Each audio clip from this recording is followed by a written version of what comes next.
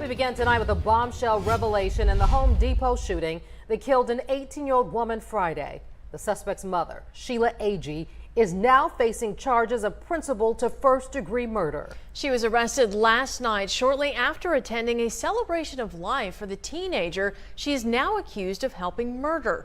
That victim was Brooklyn Sims, and the suspected shooter is Sheila's son, Keith. The Escambia County Sheriff's Office released text messages between Sheila and Keith. In them, we learned Sheila drove Sims to work that day, and she offers to tell her son where Sims was working. She also appears to egg him on. The apparent plan was to get Sims in Sheila's car, then when she exits the car, Keith would follow and shoot her. Instead, it seems Keith simply drove to the Home Depot and opened fire there. Now, it's not clear where Sheila was at the time of the shooting, but it seems she was at the Home Depot there. Escambia County, Florida Sheriff Chip Simmons says she was seen outside the store after the shooting. Today, we asked him how this case compares to others he's seen. And I don't know that I'm aware of one that kind of took this particular type of a turn. It's just shocking, and it's sad. Obviously, when you read the text, you see that, is there a way that you could have stopped this? Could you have said, I'm not telling you where we are, or don't do this type of thing? But unfortunately, that wasn't the case. I was numb on Friday, and today I have mixed emotions. I'm angry. I'm hurt. Roxanna Roberson is Brooklyn Sims' cousin. She says the more they learn about the circumstances surrounding Brooklyn's murder, the more outraged they become, especially after reading the text exchange between the accused shooter, Keith Agee, and his mother, Sheila Agee. And if you look at the text message, she's telling him, make sure that you don't shoot me. And if you don't shoot her, you are a bleeping. It's like she was almost daring her son to take someone else's life. Who does that? Keith is Brooklyn's ex and the father of their 22-month-old daughter, Casey. Roxanna says Sheila got Brooklyn the job working for a third-party contractor performing inventory at Home Depot. Roxanna says Sheila drove Brooklyn to work and knew exactly what was going to happen to her on Friday. That is the most sickest thing that you could think of. It was sick and sadistic to me. Like she said, what kind of human can come to a place where your son is accused of taking someone else's child's life, and then to find out that you had a hand in orchestrating it? You gave him the time. You gave him the address. You gave him instructions on basically how to take someone else's child's life. That is the lowest of the low. Roxanna says Brooklyn hadn't seen Keith since Casey was 2 months old, and Sheila handled all communication and visitation with Casey. Brooklyn's sister tells NBC 15 News she FaceTimed with Brooklyn and Sheila while they were on a work break 2 hours before the shooting. She says everyone was laughing and talking about their weekend plans of taking Casey to the splash pad. Plans the young mother never got to enjoy with her baby girl. When I think about it, I just think about excellent mother. To be so young and to be such a great mother is just amazing.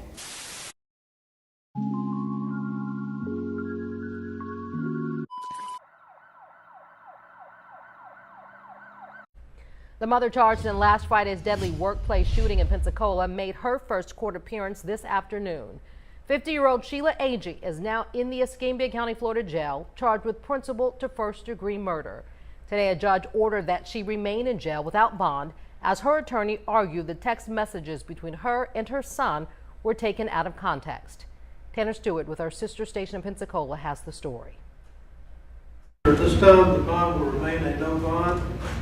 You'll be ordered to have no contact with any witnesses. Sheila Agee, the mother of shooting suspect Keith Agee, making her first appearance before a judge in Escambia County, facing principal to murder charges. The arrest report released this week states Agee played a major role in the killing of Brooklyn Sims through her text conversation with her son. Much of the report details those text messages between the two provided by the sheriff's office. She's accused of providing her son with an alternative plan for the murder different than his plan to shoot Sims in the parking lot, providing the exact location of where Brooklyn Sims could be found, and also advising him not to tell his nanny because she'll try and talk him out of it. The report shows the texts began just hours before the shooting, around 10:30 in the morning, and go until almost 1 in the afternoon. It adds Sheila Agee failed to alert authorities of the plan despite Keith Agee traveling over an hour and a half to Pensacola from Calvert, Alabama, plus another 40 minutes following their last communication. Her lawyer in court on Thursday insisting the texts were misconstrued. She is a principal to the alleged incident. The majority of the evidence that the court has reviewed is text messages that were taken out of context.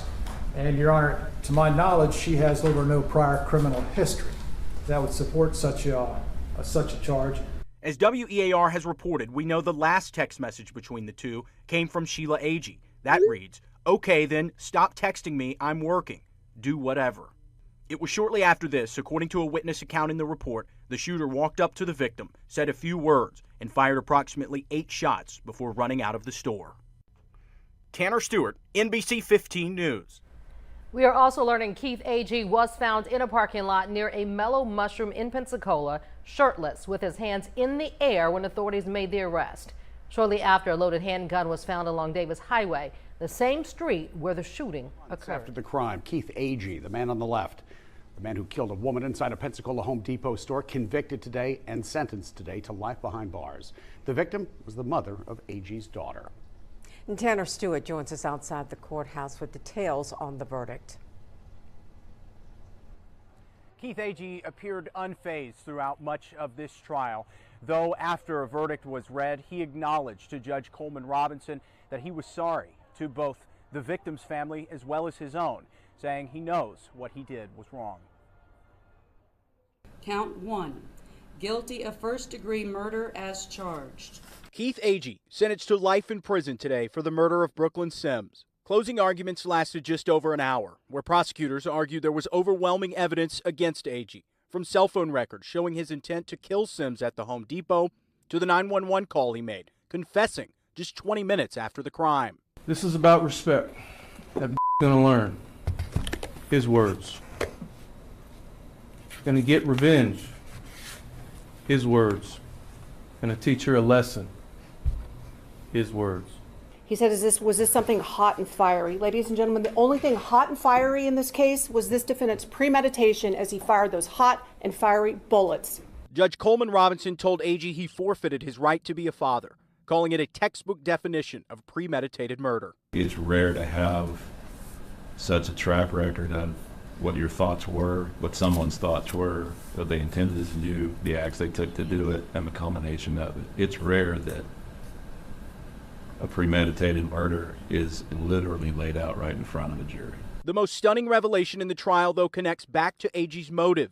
Agee says his reasoning for driving 2 hours to kill Sims was over a recent diagnosis of gonorrhea. Eyewitnesses testified Agee told Sims, quote, "You gave me something," before gunning her down, including 2 gunshots to the back of her head. But prosecutors laid out evidence today proving Brooklyn Sims did not transmit the disease to Keith Agee. You got mad and blamed her for something that, in disgusting irony, wasn't even her fault.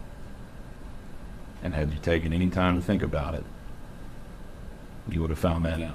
The court also heard from Agee himself, who before the verdict appeared unfazed throughout the trial. I think about Brooklyn every night. Every night before I go to sleep, I pray. I pray for the case. I pray for Brooklyn. I have regret is the understatement, please. Brooklyn Sims' mother addressed the judge after sentencing, saying Keith Agee has forever hurt the ones who need him the most. I don't hate Mr. Agee, but I can't forgive him here. I'm raising his daughter. That day, Casey lost her mother, her father, and her brother.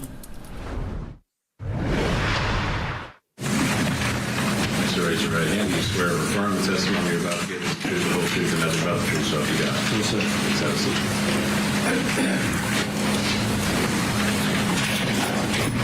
All right, I've pointed out several times today, but I want you to state your full name for the jury and spell your last name for the record. Keith Eric Agee, A-G-E-E. How old are you, Mr. Agee? I'm 20 years old. Where are you from originally? Calvert, Alabama. You were living there at the time of this crime? Yes, sir. Were you employed? Yes, sir. Where did you work? I worked as a steel operator for AM&S Calvert. How long have you been working there? I just started recently, 2 months prior to this. Do you know the deceased Brooklyn Sims?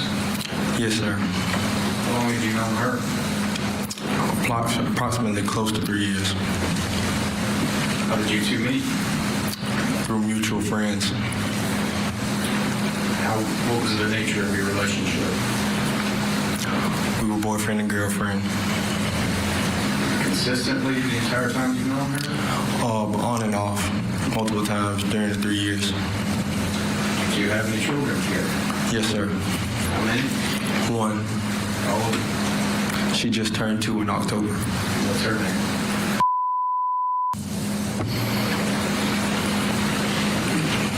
You two live together? We have multiple times in the past. Were you living together at the time she died? No, sir. Were you two together at the time she died? Not officially, but we were going back and forth romantically. When was the last time, when you say romantically, that includes sexually? Yes, sir. When was the last time you two were together sexually, romantically? The prior weekend from August the 11th. The weekend before she died? Yes, sir. How did you spend that weekend? We mostly stayed watching movies, joking and laughing, and playing with my now 2-year-old. You two were co-parenting together, is that fair? Yes, sir.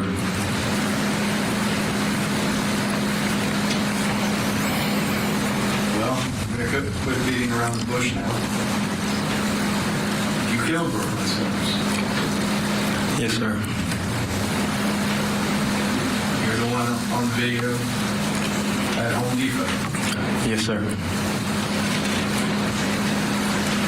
Let's walk through that day. How did the day begin? It started off as any other average morning. I got up for work early, got dressed, and started my day and proceeded to work. Did you have to work that day? Yes, sir. The state's introduced text messages between you and your mother. Is that correct? That was between you and your mother? Yes, sir. At some point that day, you discover you had been diagnosed with gonorrhea. Yes, sir. How did you find that out? I received a call from Greater Mobile Urgent Care. When had you taken an SPD test? Before Tuesday to that date. Tuesday prior to the shooting? Yes, sir. Why did you have that test done? I started experiencing abnormalities that I've never had while peeing and resting and sitting down. Had you ever had a sexually transmitted disease? Never in my life. Other than the weekend, was that immediately after the weekend you had spent with Brooklyn? Yes, sir. The following Tuesday, I got a test. Had you been sexually active with anyone else? Not for almost 2 months with anybody else.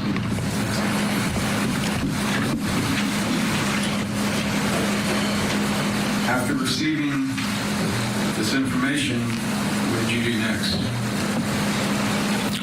I proceeded to leave work and head straight to my house. What did you go to your house for?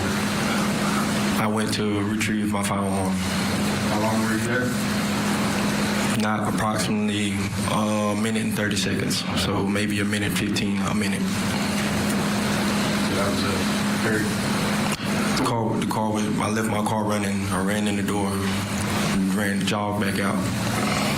Did you let anyone else know about your diagnosis? My mother. Why did you tell her?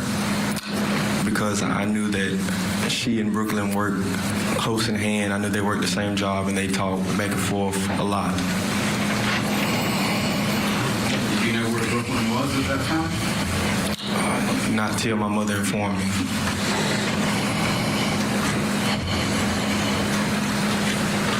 Do you recall the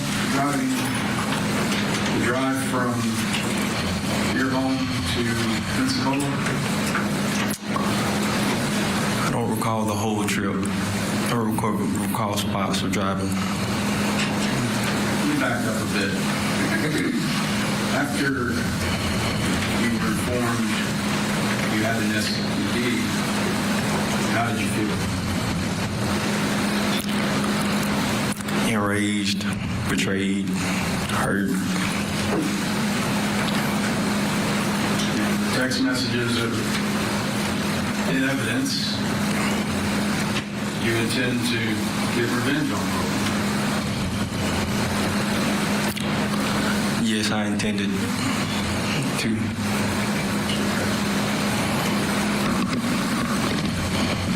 When you arrived at the Home Depot, was it your intention to shoot Brooklyn?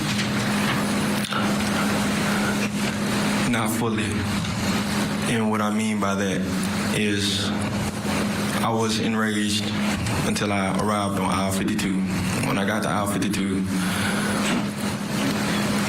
seeing Brooklyn brought sort of a sense to me, brought me back down to earth, you know, being hot the whole way there, driving mad, seeing her kind of brought me back down to earth. So I remember pointing out my finger. I never got close enough even to touch her.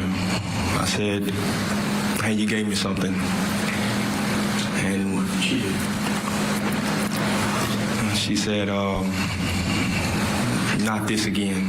And turned around and proceeded to walk off from me. How did that make you feel? I've never been so mad in my life.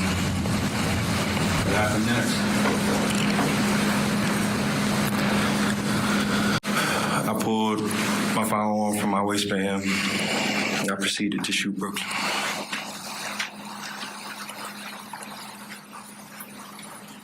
That's 1 second, Colin. Yes.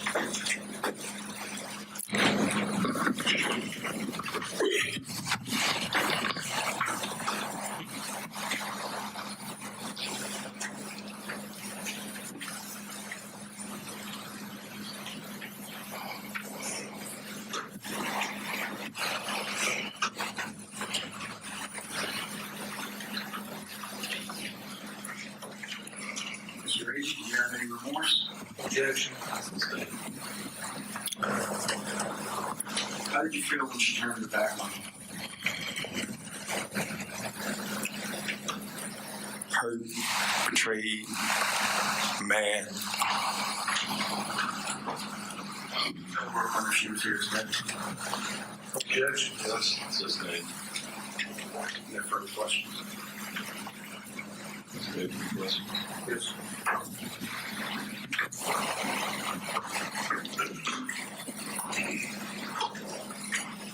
We heard testimony earlier today that Calvert is 2 hours away. Is that right? For the average trip, it didn't take me 2 hours. How long did it take you? Anywhere close to around an hour and 30. So 1 hour and a half. Yes, sir. Did you stop anywhere along the way? I think I stopped to get gas along the way. Did you not stop in Loxley? I think that's one of the stores I stopped, but I can't recall. How many stops did you make? Only one. So why do you say one of the stores you stopped at? Because I can't approximately remember what store I stopped at along any of the exits. I'm not too familiar with any of the area going further around Loxley. Anywhere past Mobile Bridge. Any idea how many exits are between Calvert and Home Depot?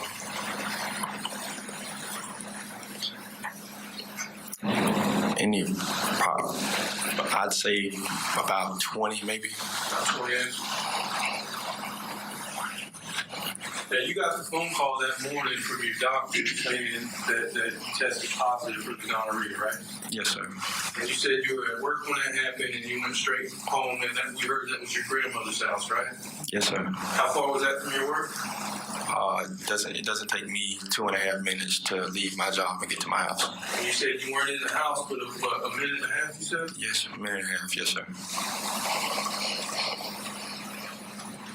How did you know it was a minute and a half? I remember leaving my car running, and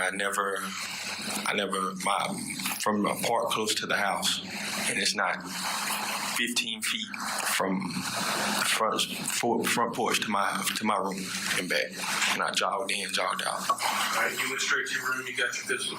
Yes, sir. That's the same pistol we saw earlier today. Yes, sir. Was your grandmother home? Yes, sir. Did you talk to her? No, sir.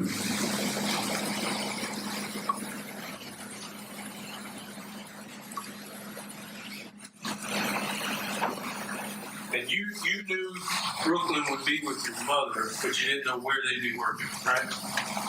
Yes, sir. And you got the address from your mother? Yes, sir. So when you got the phone call from your doctor, you automatically assumed Brooklyn gave it to you, right? Yes, sir.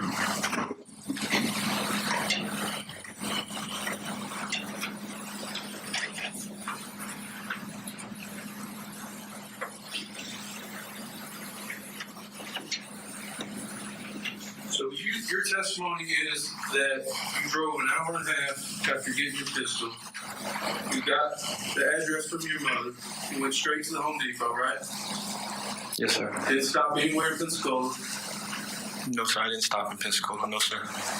So you went straight to the Home Depot. You parked your car actually next to your mother's car, right? Yes, sir. You left your car and you went up to approach Home Depot. You saw the video earlier, right? Yes, sir. Okay, you had your phone out? Yes, sir. What were you looking at? Nothing. My phone was just in my hand from being in the car. I had GPS on because I didn't know my way through Pensacola or how to get to Home Depot. When you were in the parking lot and in that store, did you not look down at your phone? I can't recall. Was your mother telling you where she was? No, sir, not in the store. No. Drop a point to you? She told me on the way to Home Depot that they would be in Home Depot. Did she tell you what aisle? No, sir. Did she drop a point to you? No, sir.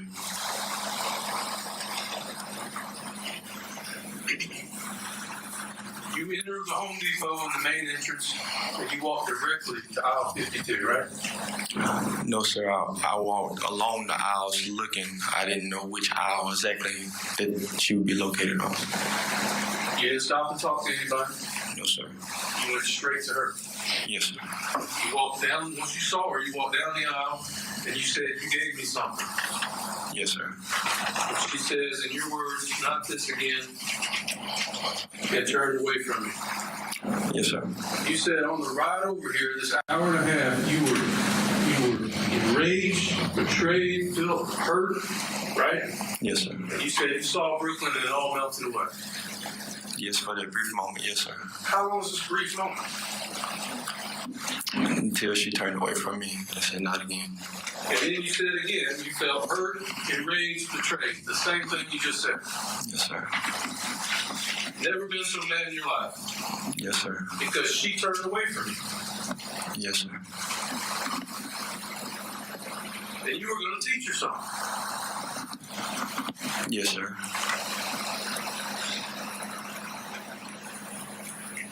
And that's when you pulled out your pistol and you shot her. And you had no idea how many times you shot? No, sir, I can't recall approximately. Did your gun jam? We saw it jam. No, sir, not that I recall. On August 11, 2023, this defendant, Keith Agee, was on his own mission. And what the evidence will show and the state will prove is that his mission was to find, shoot, and kill Brooklyn Sims.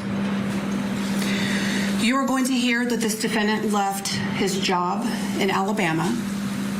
He drove an hour and a half to 2 hours from Alabama to Pensacola to the Home Depot. He parked his car in the parking lot. He walked to the front entrance of the Home Depot, and he literally walked directly to the aisle where Brooklyn Sims was working at that time. He then fired at least 7 shots from a 9mm handgun directly at Brooklyn Sims. At that point, he found her, he shot her, and he killed her. His mission accomplished. He then ran out of the store, he got into his car, and he drove away. As he drove away, he threw out the gun. He drove to a nearby parking lot over by the Lowe's, where he parked the car that he'd been driving. He left it there, and then he ultimately made his way to the movie theater on Bayou Boulevard. He called 911 to turn himself in, and then he was ultimately taken into custody. Those are the basic facts of this case. And the evidence that you're going to hear that will support the facts of this case will include cell phone tower records that will show this defendant's movement from Alabama to Florida. You will see video surveillance from the Home Depot. There was not a camera on the aisle where Brooklyn was shot and killed, but you will see this defendant walk into the store, and then you will see him run out of the store. You will see 7 spent 9mm shell casings that were found at the Home Depot.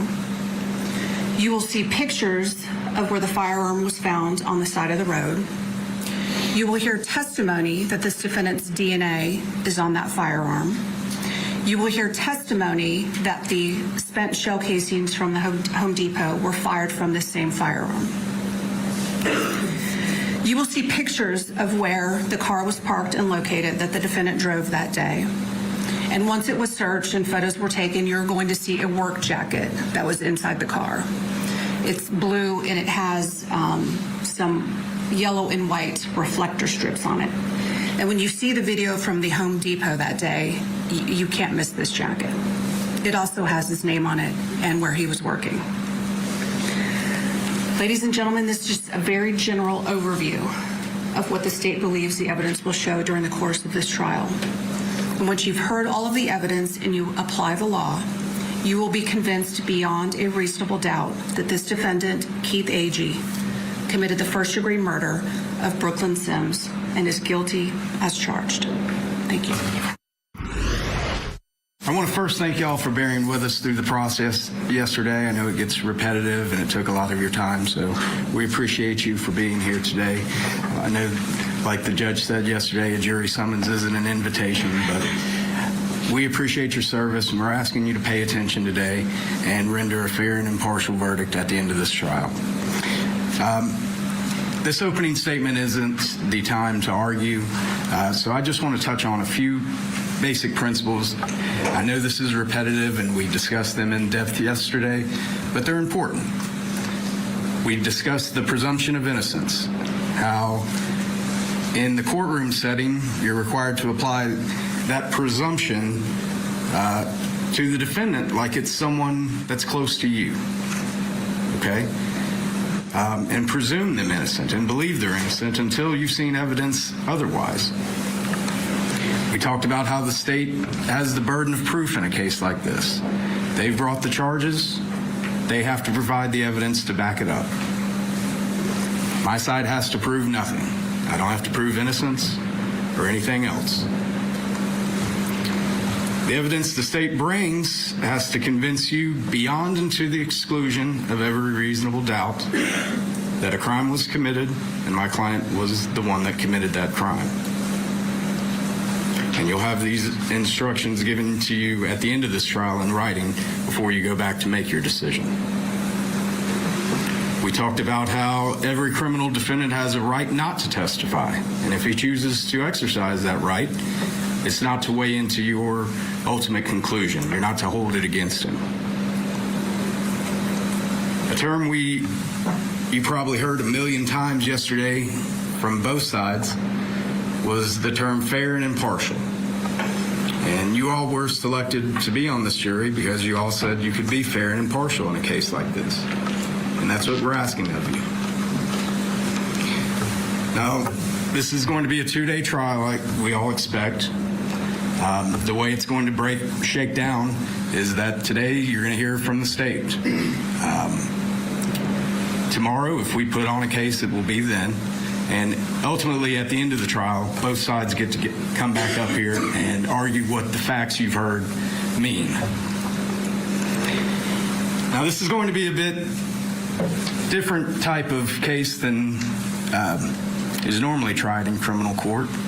And as far as that, I don't expect to contest a lot of the facts and the evidence that the state puts on. You heard the government's attorney tell you everything they anticipate showing to you. There's going to be high-resolution surveillance video from the Home Depot, scores of witnesses that are unbiased and impartial, cell phone tracking data. A lot of this stuff is not going to be in dispute. But at the end of this trial, I'm going to ask you to as being fair and impartial jurors selected to hear the facts of this case and ultimately reach a decision. I'm going to ask you to determine whether this was a cold, calculated, premeditated first-degree murder, as the state's charged it, or was it something else?